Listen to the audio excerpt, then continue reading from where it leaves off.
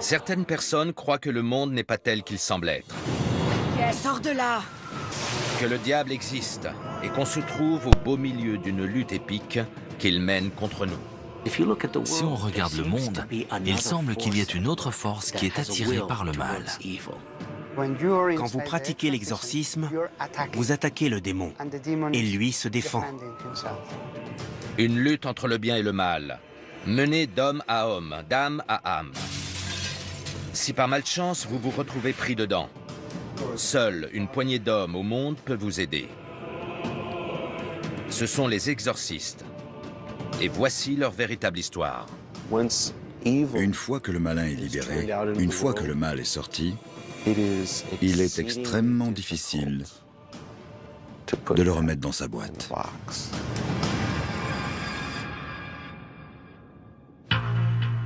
Chaque année, l'Église catholique reçoit des milliers d'appels à l'aide pour des infestations démoniaques. Elle a créé l'Association internationale des exorcistes pour aider à former les prêtres sur ces phénomènes. En 2004, un appel vient de cette maison de la banlieue de Pittsburgh. L'infestation de maisons est bien plus courante qu'on ne le croit ou qu'on ne le dit.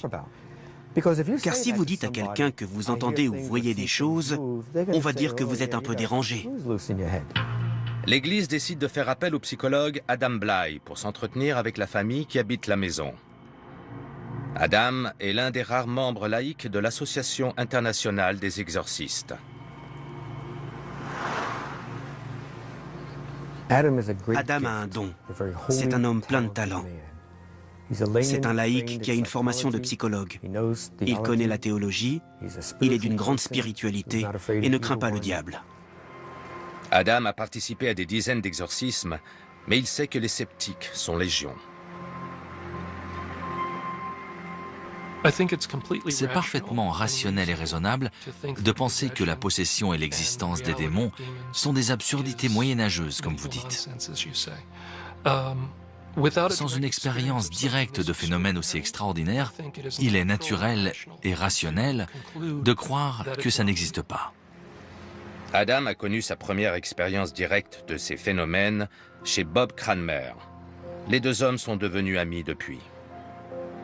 Ce qu'on a vécu ici, le père avec qui on a travaillé, et ma relation avec Adam en particulier, le revoir de nouveau, le fait qu'il vienne ici, ça prouve la camaraderie qu'on partage, car je sais qu'il sait ce qui s'est passé ici. Ce qui s'est passé ici, c'est ce que l'Église catholique appelle une infestation démoniaque. Il existe 3 niveaux de problèmes diaboliques. L'infestation, quand un démon est actif dans un lieu. L'oppression, quand ce démon s'est concentré sur une personne. Et la possession, quand cette personne a permis au démon de contrôler son corps. L'infestation est de loin le plus répandu des 3. L'infestation, c'est l'attaque et la possession de choses matérielles et de bâtiments. J'ai prié dans des maisons où il y avait des bruits, où les choses bougeaient, où il faisait froid, où il y avait une odeur, des bruits de pas, comme si les lieux appartenaient aux esprits. Généralement, il y a eu auparavant une activité diabolique, spiritisme, culte satanique, voire meurtre ou crime, et le mal, comme un gant, a recouvert les lieux. Cette maison avait envoûté Bob Cranmer depuis son enfance. J'ai grandi dans le coin. Et depuis ma plus tendre enfance, au début des années 60, j'ai toujours été fasciné par cette maison. Elle ne me faisait pas peur du tout. Elle m'intriguait. Je voulais savoir ce qui se passait à l'intérieur, qui étaient les gens qui y habitaient et ce qu'ils faisaient. C'est marié et père de famille que Bob revient à Pittsburgh après une longue absence. Il apprend que la maison de ses rêves est à vendre. La première fois que j'ai réalisé mon rêve d'entrer dans la maison, c'était pour la visiter. On a acheté la maison. On avait à l'époque 4 jeunes enfants et on s'est installé. Tout allait bien au début. Et au bout d'environ 6 semaines, ma femme et moi, on a remarqué que quelque chose clochait dans la maison.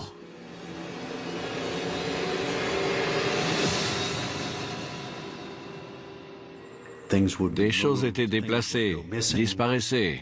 Un endroit semble particulièrement actif. Un placard situé sous l'escalier. Il y a une lumière dans le placard avec un interrupteur à chaînette. Et quand je rentrais le soir et que j'ouvrais le placard, la chaînette était enroulée autour de l'ampoule et autour du fil sur lequel était branchée la douille. On a fait un petit test. J'ai dit, d'accord, fermons la porte.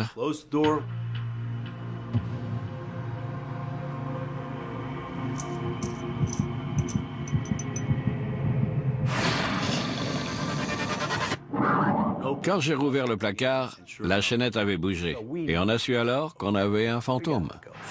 Un gamin du quartier nous a dit « Ah, vous vivez dans cette maison, elle fait peur. » On disait qu'elle était hantée et personne ne nous croyait. Quand on invitait quelqu'un à passer une nuit, il ne revenait pas. Il faut comprendre la différence entre une maison hantée par un esprit humain et par un démon, ce qu'on appelle une infestation. Du point de vue catholique, l'esprit humain est une âme au purgatoire qui signale sa présence. L'infestation démoniaque est destructrice. C'est ce qui semble se passer chez les Cranmer. Bob se réveillait tous les matins avec des griffures, comme si un chat l'avait griffé dans le dos. 2 de mes enfants ont vu une ombre penchée au-dessus de leur lit. Elle avait une forme humaine et elle est entrée dans ma chambre en sautillant. Elle s'est mise au pied de mon lit et je l'ai regardée l'espace d'une seconde. J'ai tiré la couverture par-dessus ma tête et elle a filé à mes pieds, parfaitement pliée. Au fil des années, certains membres de la famille ont eu des problèmes psychologiques, un sentiment d'oppression et un comportement très paranoïaque, totalement à l'opposé de ce qu'ils étaient et de ce qu'ils sont.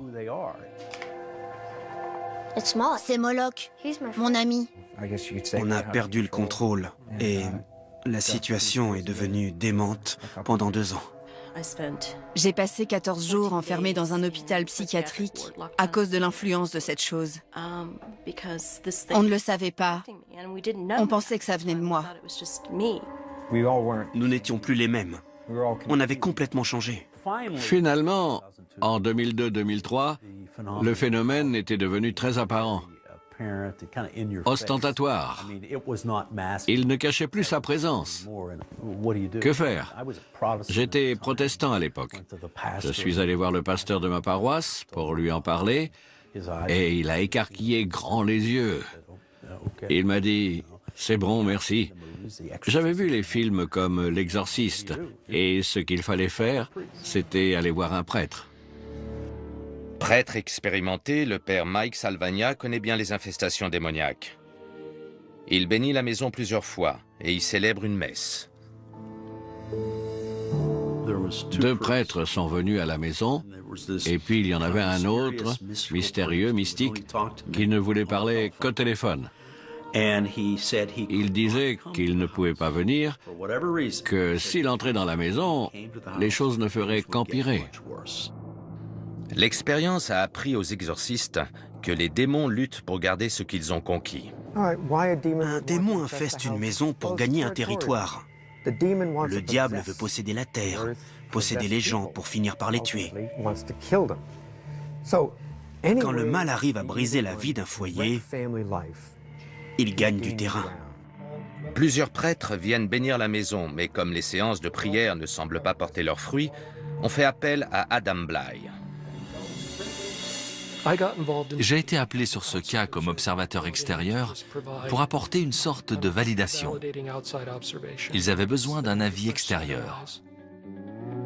Cette expérience va changer la vie d'Adam et le mettre régulièrement en contact avec des forces qui, pour lui, ne peuvent être que démoniaques.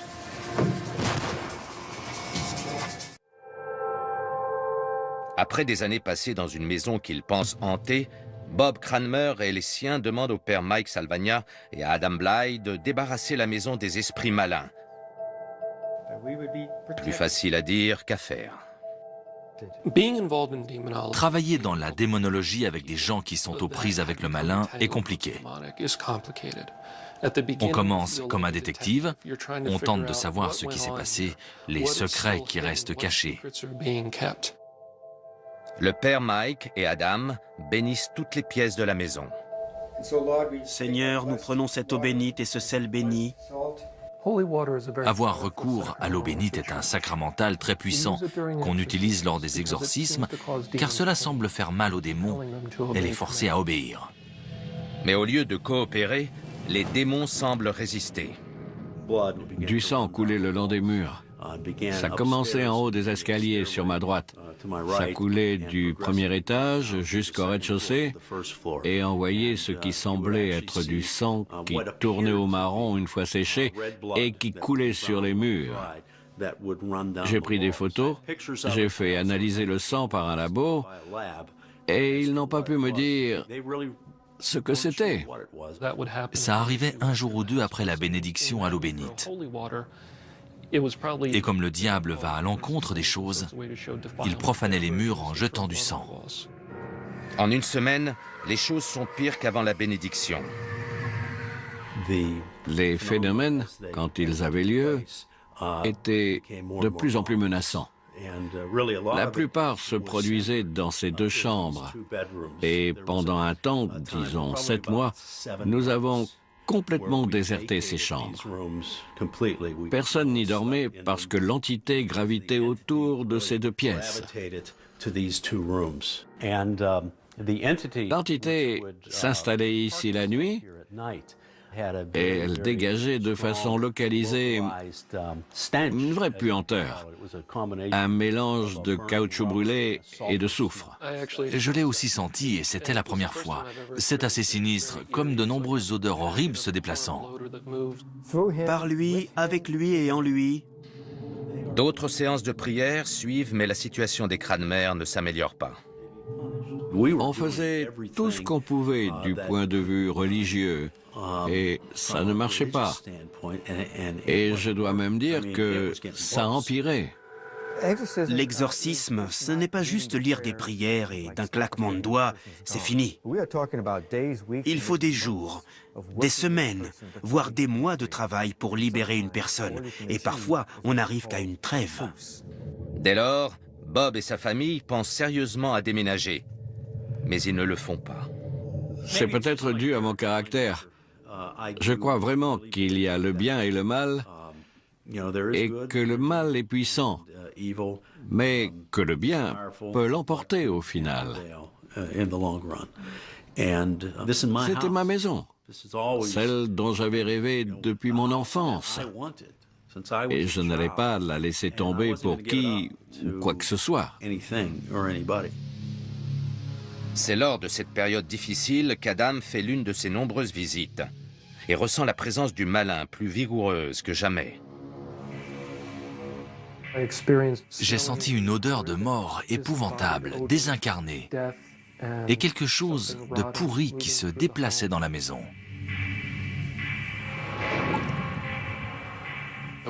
J'ai été griffé à la tête par rien. Le plus étrange, c'est qu'une minute plus tard, les griffures avaient disparu. Alors qu'il s'apprête à partir, Adam s'arrête vers l'escalier, attiré par le placard et sa chaînette d'ampoule excentrique. J'ai eu la sensation étrange qu'il y avait quelque chose sous l'escalier, derrière le placard. Un grand espace sous les marches. On pouvait presque y tenir debout. C'était condamné depuis presque 100 ans et on ne pouvait pas y accéder par le plancher ou par les côtés. Adam suggère de percer le mur, et ils ne reviennent pas de ce qu'ils trouvent derrière. On y a trouvé des jouets de mon fils. C'est inouï qu'il soit arrivé là alors qu'il n'y avait aucune fente. On a trouvé tout un tas d'objets qui avaient clairement appartenu aux gens qui avaient habité cette maison. Parmi les objets, un dessin froissé. Sont dessinés une maison et une famille d'un côté. Qu'est-ce que c'est? Aucune idée. Et de l'autre côté figure le dessin rudimentaire d'un personnage démoniaque et un nom, Moloch. Un démon associé au sacrifice d'enfants dans l'Ancien Testament. Cela ne voulait pas dire que le papier était une malédiction, ni même lié à la magie noire, mais ça pouvait être un indice. Pour Adam et le père Mike, avoir le nom du démon leur donne un avantage précieux, si toutefois c'est le bon. Bien sûr, les démons le savent et ils protègent farouchement leur véritable identité. Car une fois que le prêtre a son nom, ce n'est plus « au nom de Dieu sort de ce corps », mais « au nom de Dieu, tel ou tel démon sort de ce corps ». Et cette prière, parce qu'elle est précise, a bien plus d'impact. Mais qu'est-ce qui a poussé le démon à infester cette maison-là? Les problèmes viennent du fait que le précédent maître des lieux a fait quelque chose pour inviter le diable. Mais quoi? Les ragots du quartier dans les années 30 suggèrent une réponse. Il se pourrait que le bâtiment ait abrité des avortements illégaux opérés par un docteur qui avait son cabinet non loin. Avec un nom et une raison probable d'infestation, une dernière salve de prière est récitée chez les Cranmer. Ô Dieu, qui en chaque lieu qui t'est soumis nous garde, accorde-nous ta protection, que cette maison soit toujours un refuge. On appelle Moloch et on lui demande de partir. Mais si le démon a entendu, aucun signe de sa part. Car voici ce qui s'est passé ensuite. Amen. Rien. Si on avait été dans un film, on aurait vu une fin très spectaculaire. Là, c'était plus comme un feu qui s'éteignait de lui-même. La braise est restée chaude quelque temps, et puis elle s'est refroidie aussi. C'est comme si un interrupteur avait tout remis à la normale. 7 ans plus tard, Adam est rassuré par ce qu'il voit et ressent. Tout me paraît très paisible. Rien qui ne me mette en alerte, ni aucune sensation de présence qui aurait subsisté. Tout me paraît bien. Très franchement, la paix, la sérénité qu'on ressent dans cette maison aujourd'hui est réelle. Elle va durer longtemps. Et n'étant rien comparable avec ce qui s'est passé avant et pendant cette lutte. Selon les exorcistes, les infestations de maisons sont plus courantes qu'on ne le croit. Je suis à Los Angeles pour voir mon ami Andy Kopok, un physicien diplômé du MIT, qui a acheté il y a quelques années une usine hantée. Aujourd'hui, je viens tenter de calmer ces phénomènes ou les faire disparaître. Andy fabrique des lasers et du matériel high-tech. J'ai une formation en physique générale, en physique appliquée, en physique thermodynamique, en mathématiques. L'entreprise a commencé dans un petit bâtiment et quand on a manqué de place, on a déménagé ici. Les anciens locataires venaient récupérer leur courrier. Ils ne l'avaient pas encore fait suivre. Le type est venu et m'a demandé « Comment ça va avec le bâtiment ?» Il était assez nerveux en entrant. J'ai dit « Comment ça va avec le bâtiment ? Ça va super ?» Et il a dit « Vous ne restez pas la nuit, hein ?» Si, parfois. Il a répondu « Vous n'entendez pas les cris et les bruits ? Nous, c'est pour ça qu'on est partis. » Je me suis dit « Il plaisante. » Mais je me suis demandé quel bruit il y avait la nuit, ce qu'ils avaient entendu. C'est un grand parc industriel, bien sûr qu'il y a des bruits, des camions qui entrent et sortent, des gens qui farfouillent dans les poubelles. Alors, j'ai mis des magnétos dans l'atelier. Après avoir écouté les bandes, je ne croyais pas à un esprit. J'imaginais que quelqu'un entrait dans le bâtiment. Ça faisait beaucoup de bruit. Et tout semblait venir de cette pièce. Andy change toutes les serrures. Et comme les bruits ne cessent pas, il décide d'installer des caméras de sécurité pour filmer les intrus. Mais quelque chose d'inattendu se passe devant les objectifs. Les caméras de sécurité repéraient des mouvements dans le bâtiment. Mais il n'y avait personne. Des choses bougeaient et faisaient du bruit. J'étais fasciné. Mon Dieu, je vois vraiment des choses qui bougent. C'est un rêve de physicien quantique. L'étape suivante pour Andy est de créer et d'installer du matériel de détection plus sophistiqué. Mes caméras de sécurité ne montraient pas tout. Je voyais des objets bouger, mais je ne voyais pas ce qui les faisait bouger. Alors, j'ai conçu des caméras spéciales qui peuvent filmer les ondes les plus courtes de la lumière. Des choses qu'on ne voit pas forcément. Les heures de film se succèdent sans que rien ne se passe. Mais, de temps en temps, la caméra à ultraviolet détecte quelque chose. Juste au moment où les objets bougent. On commence à enquêter et... Mon Dieu, voilà une énorme manifestation d'énergie visible à la caméra. On mesure ces énergies. On voit des choses se produire. Ce n'est pas juste quelqu'un qui dit « j'ai une sensation bizarre ». Andy s'intéresse alors au paranormal, se rend à une conférence et rencontre Adam, qui accepte de venir.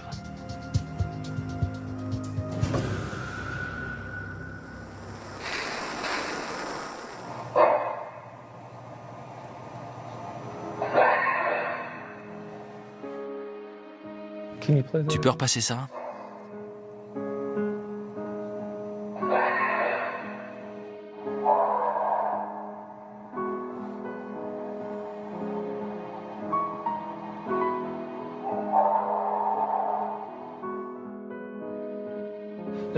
Pour ce qui est de la vidéo, tu m'as dit qu'une fois la cloison est tombée. Je peux voir ça? Bien sûr. Il n'y a personne dans le bâtiment. Non, tout est verrouillé.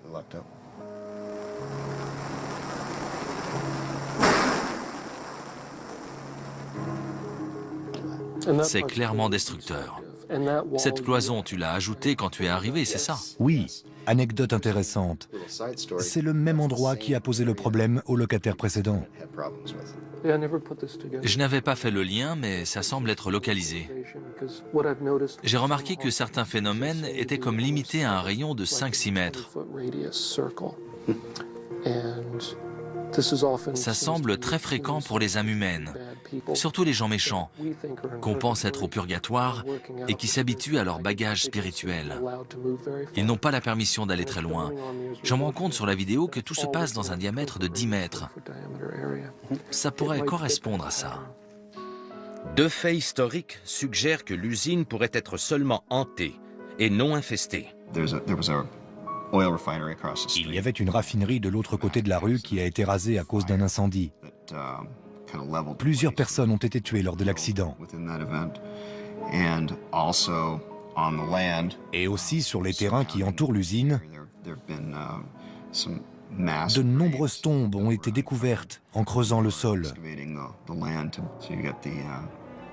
Alors il y a l'explication classique du cimetière indien pour ces phénomènes. Pour les âmes au purgatoire, l'Église recommande des prières et des bénédictions. Si elles se déroulent sans résistance, la présence de forces démoniaques est peu probable. J'ai récité des prières demandant la bénédiction du bâtiment et j'ai fait la bénédiction du seuil, une ancienne et puissante bénédiction qui demande aux anges de protéger une porte pour que le diable ne puisse pas la passer. Amen.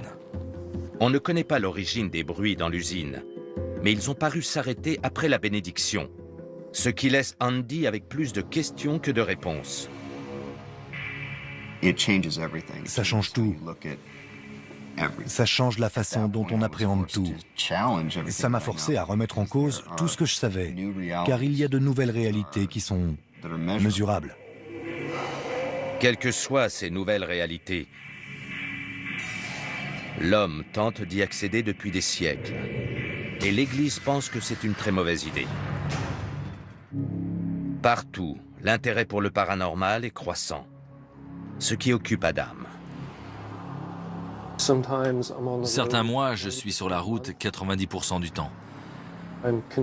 On fait constamment appel à moi et alors je saute dans un avion, j'atterris dans une ville, on m'emmène dans un hôtel ou un presbytère et puis on me conduit vers un exorcisme, m'occuper d'un démon. Aujourd'hui, je suis dans l'Ohio pour passer voir Misty, une femme avec qui je travaille depuis environ 5 ans. Comme beaucoup de gens impliqués dans les sciences occultes sous la forme du paranormal, elle a développé un problème. Nous avons en notre présence un très mauvais esprit. Il est dans cette pièce et il est furieux. Les démons utilisent la ruse. Par exemple, ils utilisent la communication avec les esprits pour établir une relation avec les gens. Dans le cas de Misty, son choix délibéré d'ouvrir la porte aux esprits via la divination est la cause de ses problèmes. Plus on consent de son plein gré à communiquer avec le malin ou avec ses représentations, via par exemple un pacte avec le diable, des rituels sataniques, même un intérêt dans les sciences occultes, plus on ouvre une porte.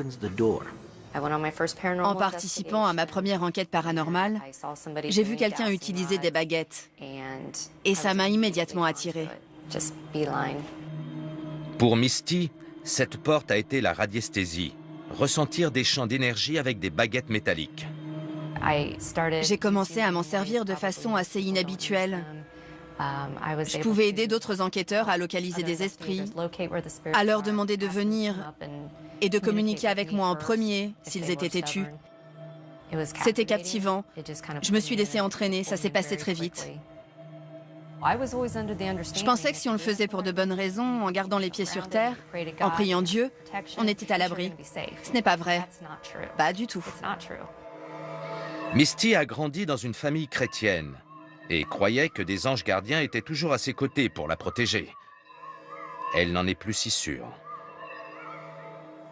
À un moment donné, j'ai commencé à sentir que j'étais gouvernée par quelque chose qui n'était pas positif. Au début, c'était surtout des esprits frappeurs.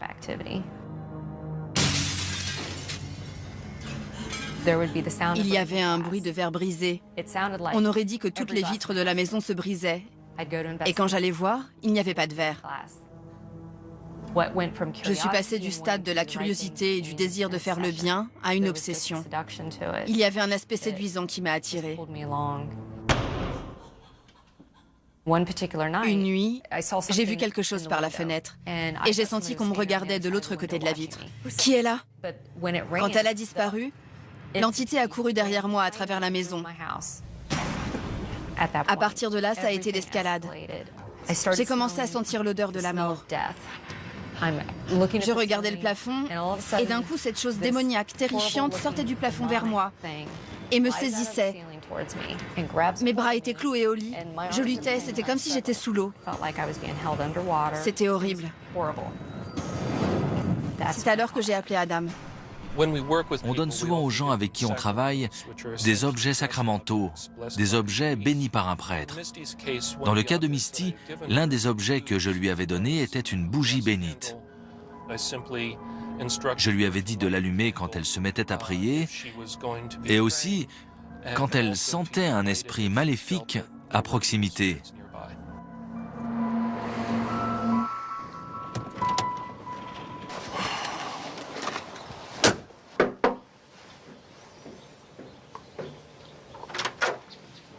Bonjour Adam, ça fait plaisir de te voir. Ça me fait plaisir aussi. Tu te sens bien? Il y a quelque chose qui revient tout le temps. C'est encore là. Je sens une vraie différence physique. C'est la même sensation que ce avec quoi tu as communiqué toutes ces années? Oui, c'est la même. Ce qui m'a fait penser qu'il se passait quelque chose, c'est la fois où j'ai allumé la bougie. Qu'est-ce que tu as fait quand tu l'as utilisée? Je me suis allongée, j'ai allumé la bougie et quelque chose est entré dans la pièce. J'ai demandé aux anges de venir en moi et de me donner leur inspiration et leurs conseils. Dès que j'ai dit ça, j'ai senti la même énergie que la fois où j'ai été attaquée. J'ai senti la même énergie remonter depuis les pieds. C'était très rapide. Elle n'a pas perdu une minute. En écoutant les détails, Adam s'aperçoit que Misty a fait une erreur classique. Les bougies bénites sont des objets sacramentaux, sacrés.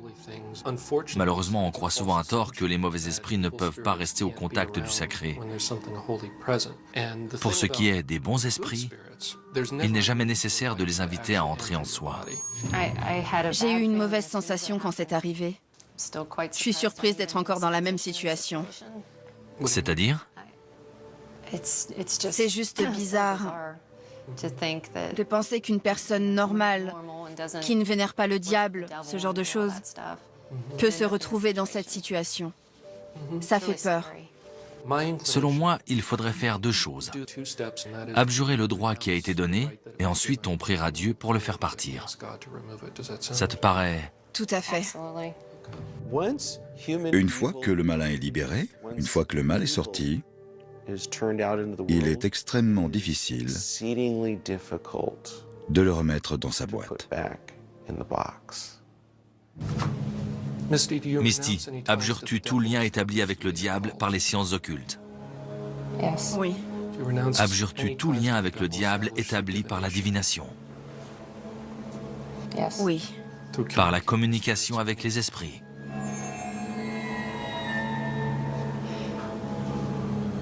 Oui. Jésus-Christ brise l'emprise exercée par le diable sur Misty par ces choses ou tout autre.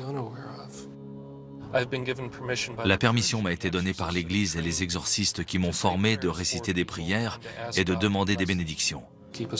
Garde-nous fidèles à notre Seigneur Jésus-Christ pour toujours. Amen. Amen. On reste en contact, d'accord? Encore merci, Adam. Quand Misty a allumé la bougie, elle a donné aux esprits qu'elle sentait la permission d'entrer en elle. C'était bien sûr une erreur. Misty va beaucoup mieux, mais ces choses ne s'arrêtent pas d'un coup en une seule séance. Comme pour beaucoup, c'est un processus de se détacher des démons et des illusions dans lesquelles vous avez été attirés. Misty a été visée par les démons quand elle a montré une grande curiosité pour la divination et la radiesthésie. Mais l'Église affirme que tout intérêt dans le paranormal peut être dangereux, car on ne sait jamais ce qu'on peut ramener.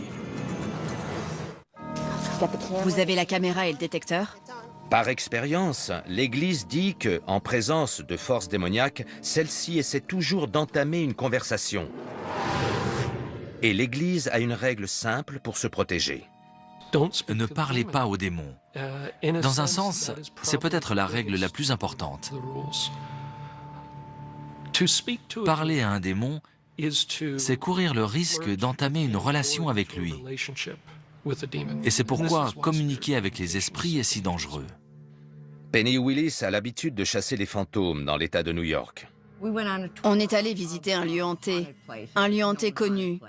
On était tout un groupe. On a quelque chose en plus. Et c'est ce désir intérieur d'autre chose qui fait débuter notre interaction avec le monde spirituel.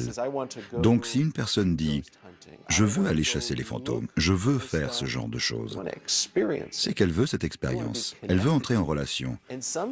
Et parfois, cette connexion va dans un sens qui n'est pas souhaité.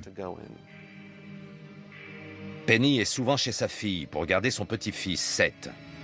Seth est autiste.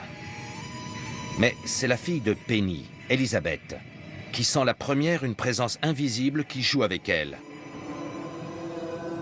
Sa mère a-t-elle ramené un esprit maléfique? La grand-mère s'adonnait fréquemment à la chasse aux fantômes et avait tenté d'enregistrer des preuves de la présence d'esprits dans un cimetière. Elle semblait avoir filmé une ombre noire. Et tous ces problèmes ont commencé la nuit ou le jour qui a suivi.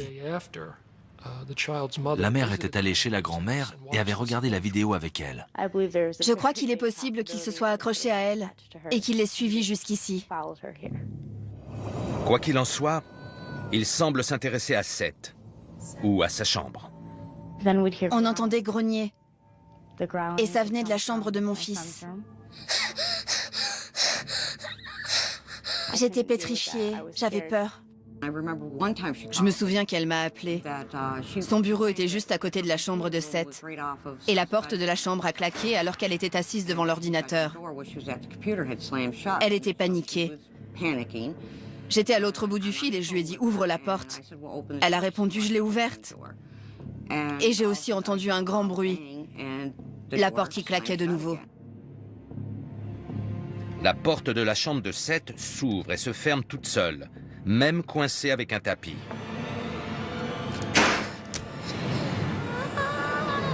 Le comportement de Seth change. Il avait peur. Il se réveillait à 3 heures toutes les nuits et criait sans aucune raison. Il voyait quelque chose que je ne voyais pas. On s'est d'abord dit qu'il faisait des cauchemars, des terreurs nocturnes vu son âge. Se réveiller vers 3 heures du matin après un cycle de 4 heures de sommeil est fréquent, mais c'est une heure symbolique. 3 heures de l'après-midi, c'est l'heure de la mort de Jésus-Christ sur la croix. 3 heures du matin, c'est l'opposé. Toujours cette tendance du diable de se moquer de Dieu en inversant les choses. Avant cela, Seth était un enfant radieux, même bébé. C'était vraiment horrible. Car Seth a toujours été... C'est dur à expliquer, mais tout le rendait heureux, même les choses les plus simples. Il ne pleurait jamais. On ne peut pas savoir ce qui lui arrive. Mais s'il pleure, c'est que quelque chose se passe mal. On l'a emmené voir des docteurs, des spécialistes. Il n'y avait rien qui clochait. Hors de chez lui, Seth semble retrouver sa gaieté habituelle. Si on l'emmenait faire un tour, dès qu'on se garait dans l'allée en revenant, il se mettait à trembler et à crier. Il était terrorisé. Il pleurait dès qu'il passait le seuil de la maison. Et il finissait par s'évanouir de fatigue. C'était tous les jours. Tous les jours. Tout le temps. L'enfant semblait voir quelque chose qui le terrorisait. Et il pointait très précisément du doigt quelque chose, ce qu'il n'avait jamais fait. Ce qui est intéressant, c'est que les enfants autistes ne savent pas mentir. Ils ne s'amusent pas à cacher des choses, à s'inventer des sentiments. Seth n'est pas le seul à être tourmenté. C'est quoi? Penny se réveille d'une sieste avec la sensation de s'être fait griffer. Tu t'es griffé? Non. Tu saignes? J'avais 3 profondes griffures qui remontaient jusqu'à mon visage. Aucune idée de comment c'est arrivé. 3 traces droites. C'est très habituel. On en voit souvent lorsqu'un démon hante un lieu. Ils aiment faire 3 griffures. On pense que c'est lié à la Trinité, car ils font beaucoup de choses par 3. Quand ma mère s'est fait griffer, j'étais terrorisée. J'ai pensé pendant longtemps qu'une entité, comme un fantôme, un esprit, quel que soit son nom, ne pouvait pas vous faire mal physiquement. Bien sûr, j'avais envie de me dire qu'elle s'était grattée en dormant. Mais qu'est-ce qui s'est passé? L'Église a un nom pour ce genre de harcèlement démoniaque, l'oppression. Un démon a gagné le droit d'être présent dans ce lieu. Ce démon vous veut et il utilise contre vous toutes les ruses possibles. Il va ensuite essayer d'imposer son contrôle, une interaction. Et dès que vous dites « je ne ferai plus ce que tu veux », il se retourne contre vous. Et c'est souvent là qu'on nous appelle. Souvent, les gens ont déjà connu beaucoup d'épreuves, de tourments, de détresse et de chaos avant de venir nous voir.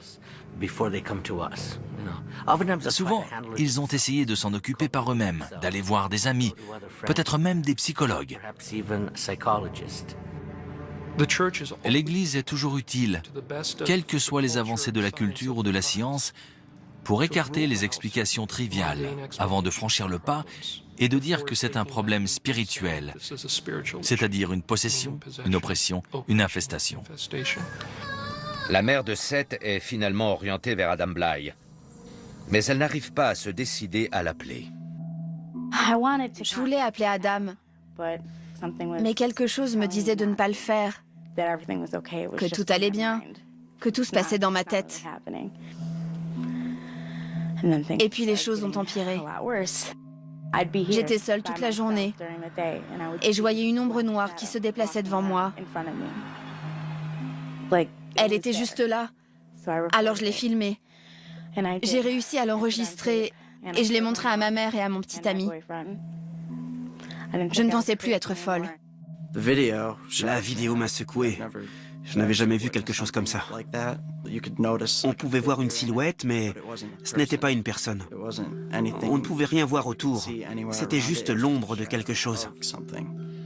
Avec une preuve en sa possession, Elizabeth appelle Adam. Mais la nuit précédant sa venue, une petite statue d'ange se met à voler, manque de blesser Penny et casse le portable d'Elizabeth. Les gens peuvent être étranglés, plaqués au sol, jetés dans des escaliers, griffés, mordus, agressés de plusieurs façons. Des commodes se déplacent. Je n'arrive pas à l'expliquer. Je sais juste que cette chose ne voulait pas partir.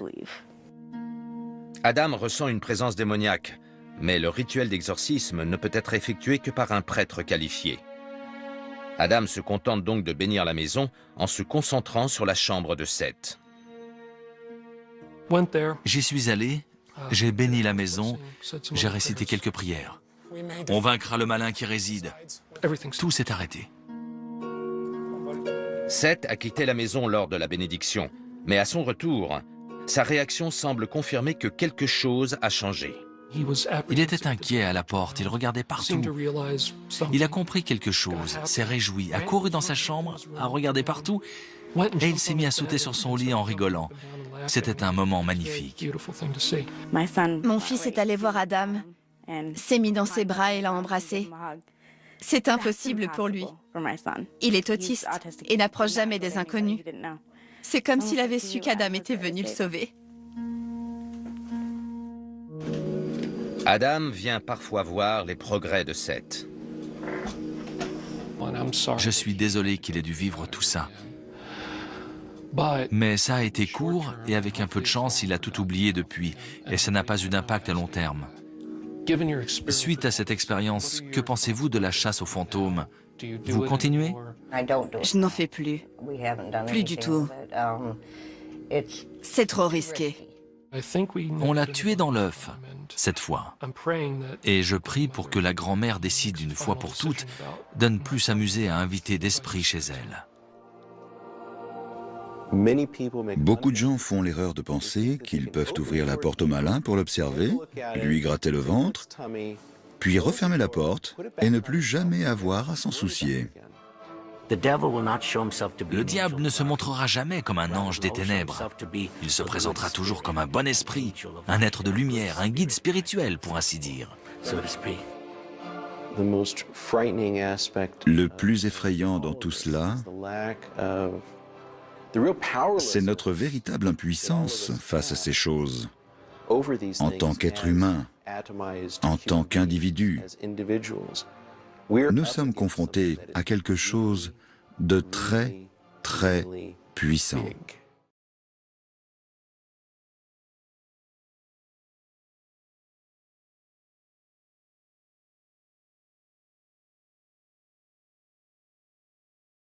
Du détroit. L'infestation, c'est l'attaque et la possession de choses matérielles et de bâtiments.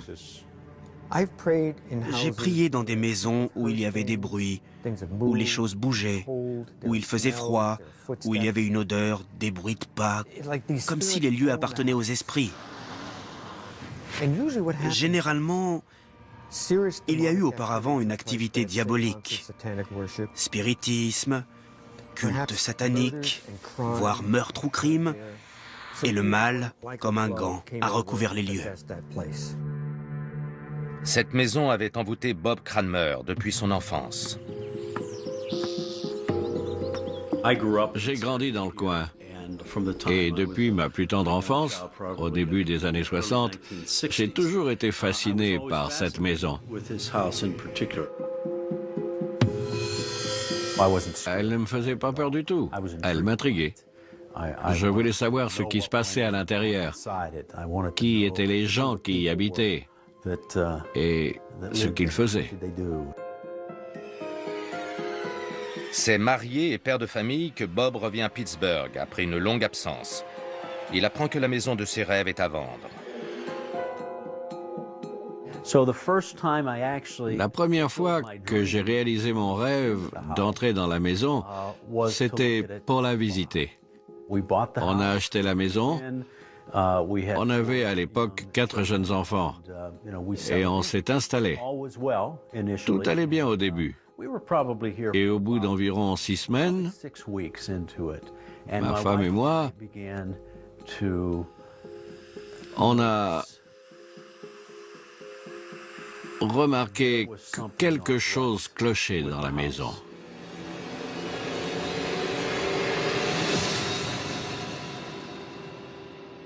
Des choses étaient déplacées, disparaissaient. Un endroit semble particulièrement actif. Un placard situé sous l'escalier. Il y a une lumière dans le placard avec un interrupteur à chaînette. Et quand je rentrais le soir et que j'ouvrais le placard, la chaînette était enroulée autour de l'ampoule et autour du fil sur lequel était branchée la douille. On a fait un petit test. J'ai dit, d'accord, fermons la porte.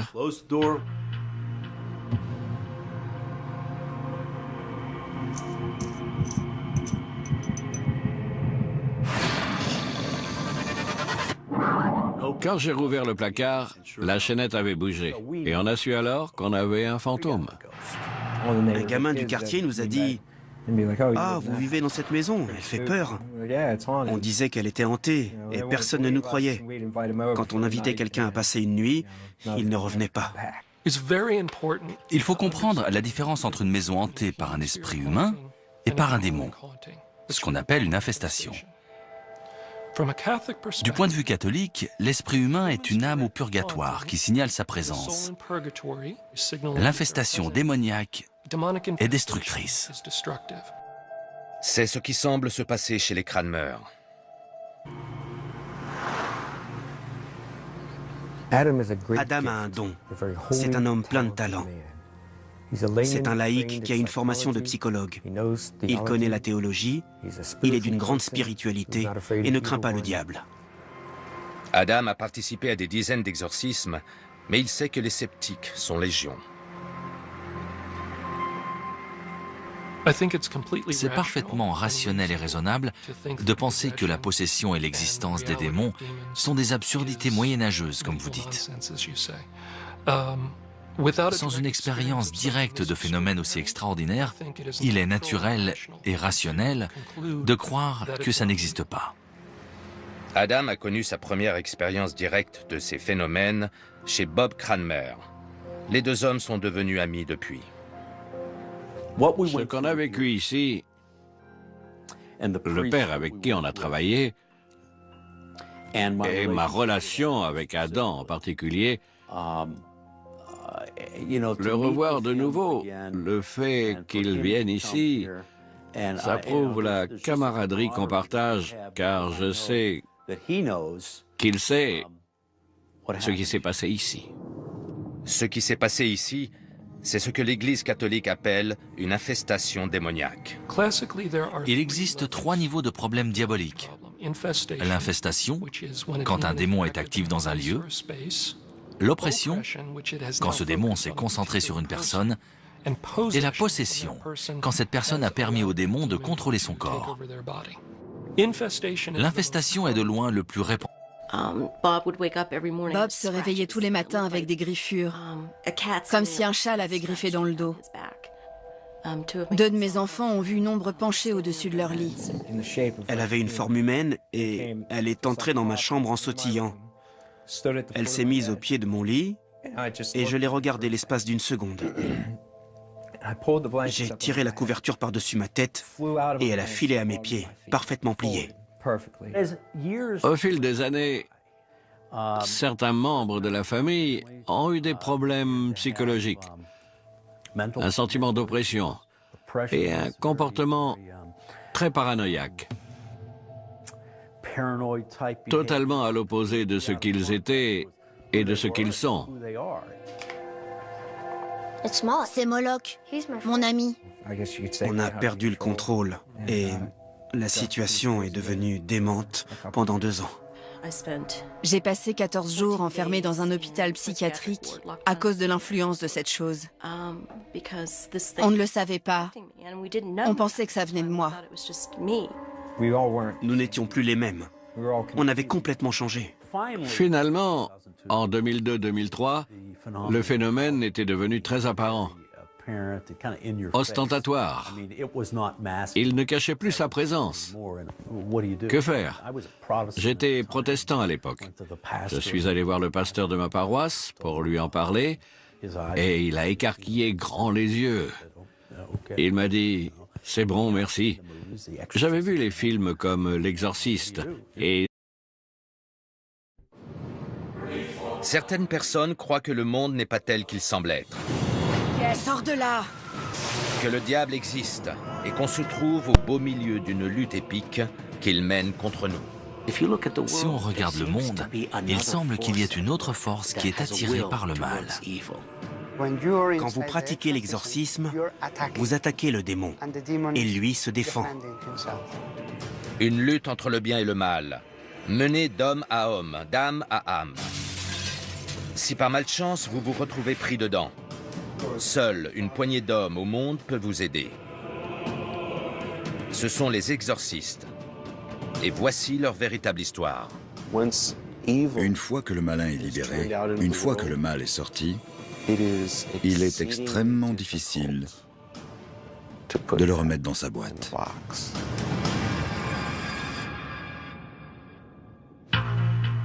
Chaque année, l'Église catholique reçoit des milliers d'appels à l'aide pour des infestations démoniaques. Elle a créé l'Association internationale des exorcistes pour aider à former les prêtres sur ces phénomènes.